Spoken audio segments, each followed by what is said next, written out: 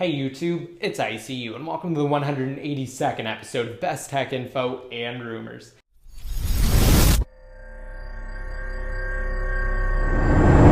So to start off, I want to talk about iOS 7, 7.0.6, 7.1, and the Untethered Evasion 7 jailbreak. And to start off with all of that, if you guys have yet to watch my Untethered 7.0.6 jailbreak tutorial, I highly recommend doing so now, and you'll see the importance later as I go more into depth on the topic.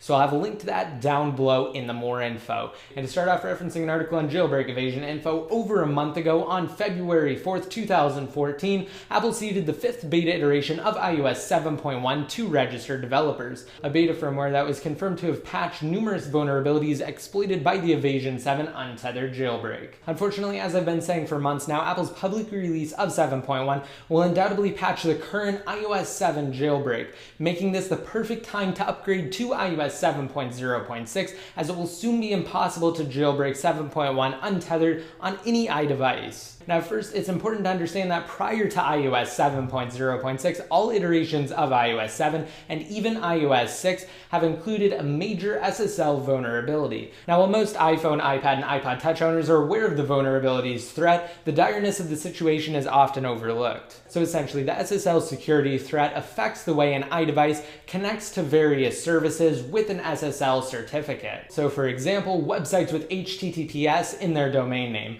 allowing for easy access of information that's supposed to be encrypted and sent directly to the site server. Now, the current common misconception is that it would require an extraordinary amount of skill and effort to break into Apple's SSL security protocols. Now, as Pod2G from the Evaders put it, quote, "The average script kiddie can do this on a public Wi-Fi network with no effort." So at this point, if you're not on 7.0.6, you're probably wondering what the best solution is to prevent the possibility of being targeted while at your local Starbucks or on any public Wi-Fi network for that matter. And it's actually quite simple. Upgrade to 7.0.6 before it's too late. Because as I'm sure most of you are already aware, once Apple releases 7.1 to the public, they will effectively stop signing 7.0.6, making it both impossible to restore back to the latest and last public firmware supported by the Evasion 7 jailbreak, and rendering any future prospect of jailbreaking before iOS 8 hopeless. Now I'll tackle that topic, being iOS 8, in the next Untethered Jailbreak post Evasion 7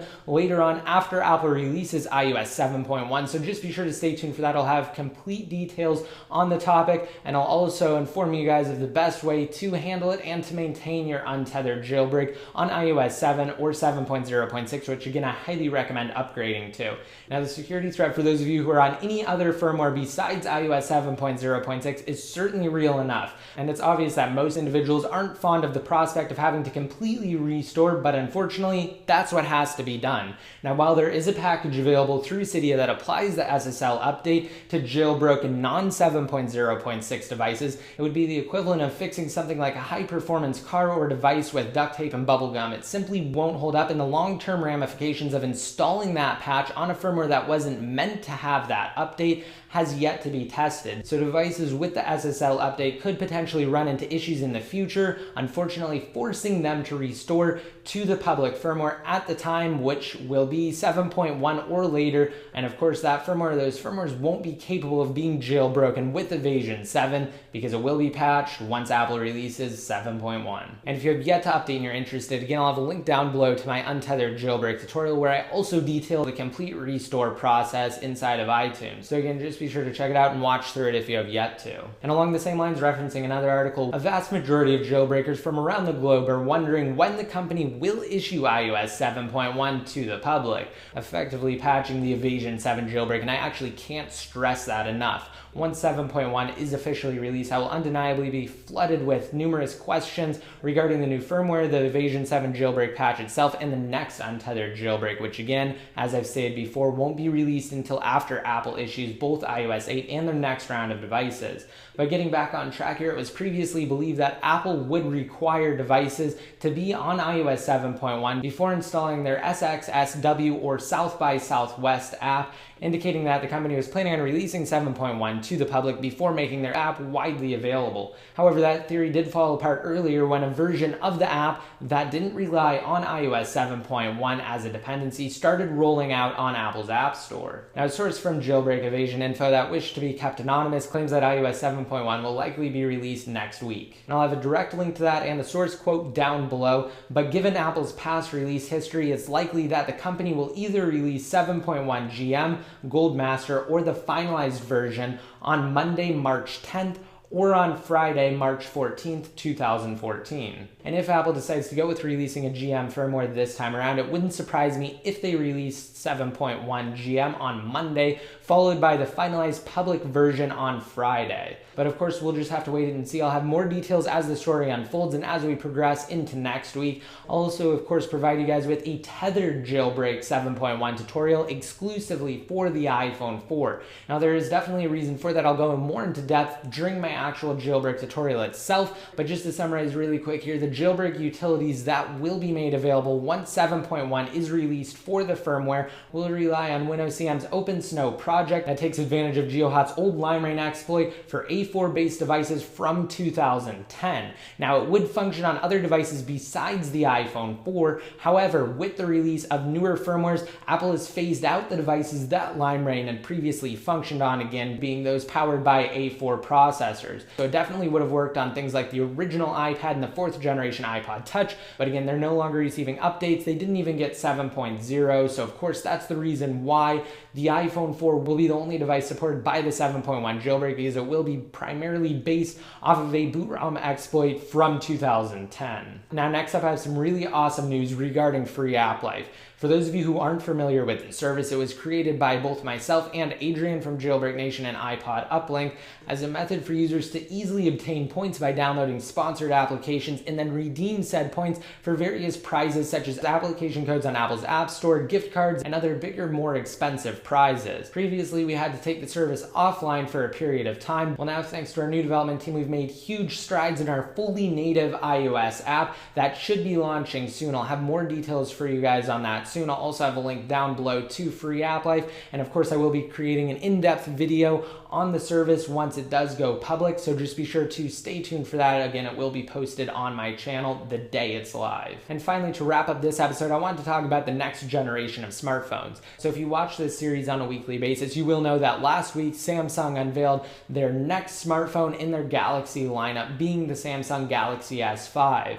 Now, the new handset, while still being powerful and offering impressive specs, has been receiving a lot of criticism recently, surprisingly including those who are already current Samsung handset owners. Now, the primary reason for this is from a spec and design standpoint. The Galaxy S5 is primarily an incremental update, similar to what Apple does with their S series. So for instance, the 3GS, the 4S, and now the 5S. Although one could argue this time around the iPhone 5S brought more to the table and to Apple's S series with its built-in fingerprint sensor, its 64-bit CPU, its dual camera flash system, and overall improvements to the camera itself. Now, while the Galaxy S5 did introduce a fingerprint sensor of its own, it's fundamentally different than the fingerprint sensor found on the iPhone 5S in the sense that it isn't used in exactly the same way, and it can only be operated in one orientation, with the swipe down passing over the bottom portion of the touchscreen and the button itself. But it's interesting to hear what people have to say on the topic, because of course companies like Apple and Samsung can't include major innovations in every single product refresh. They'd simply run out of ideas, and I did go into that in the whole concept in last week's episode of BestTechInfo and Rumors. So if you have yet to watch it on the desktop version of YouTube, just be sure to click the annotation that's on the screen to go back to that video. And I'm not really going to talk about the iPhone 6 in this video, other than to say you shouldn't believe every rumor you hear, and that goes for everything really, until Apple officially announces it on stage at their press conference, which should be later this year, presumably in the fall. Nothing is officially confirmed and everything could change. And as far as next generation phones are concerned, I wanted to discuss a concept that I found extremely interesting. Now, there's a phone from a Russian company dubbed Yoda Phone. The second generation was previously announced around the same time as the Galaxy S5, and the Yoda Phone 2 will feature dual displays, a normal OLED display on the front and an e-ink display on the back that's fully capable of accepting touch input just like the the front touchscreen would. Now at this point, some of you may be asking, well, what exactly is the purpose of having a smartphone with two displays? Now there are tons of possibilities and practical applications for this. But first I just wanted to mention an existing device that takes advantage of an e-ink display, being the Pebble Steel smartwatch and the original Pebble smartwatch. And I actually detailed the device in my complete unboxing and review video of the Pebble Steel. But essentially an e-ink display will allow for extraordinary battery life as it doesn't consume much and it's fully 100% readable in direct sunlight. Something else that utilizes an e-ink display is the Kindle Paperwhite tablet, which has been around for a while now, but really one of the things that makes the Yotta Phone 2 stand out is its added touch ability. Now the Yotta Phone 2's predecessor, the original one, had an awkward navigation bar at the bottom and you couldn't actually touch the screen on the back and interface with it like you can with the Yotta Phone 2. And also another thing that's interesting is that because it requires so little battery power, the screen on the back, being the e-ink display, stays on even after the phone dies with useful information. Now while the Russian smartphone manufacturer may not have perfected the concept with the Yotta Phone 2, it's something that others in the mobile space should definitely look into, and it's certainly a breath of fresh air, as we haven't seen real significant innovations in smartphones in quite some time now, which is, of course, as I previously mentioned, what a lot of customers are starting to complain about with these minor and incremental smartphone updates. Now the finalized version of the Yotta Phone 2 unfortunately isn't set to go on sale until the end of 2014 in Russia and certain parts of Europe. It's currently unknown when the company is planning to make the device available in the US, but they're shooting for early 2015. So if you're interested in the concept, don't get your hopes up, as we won't be seeing it for a while. Alright, and that's it for this episode. If you liked it and you want a chance to enter to win a $100 Amazon gift card in this video, just be sure to rate it up, hit that subscribe button to be notified every time I release new videos, and leave a relevant comment down below in the comment section. If you don't know what to leave in the comment section, try answering the question of the day. And this time around, I think I'm going to make it about the next generation of smartphones. So what innovations do you hope companies will implement into their handsets? Just be sure to let me know down below or on Jailbreak Tech Info. You can also really leave anything related to the future of smartphones.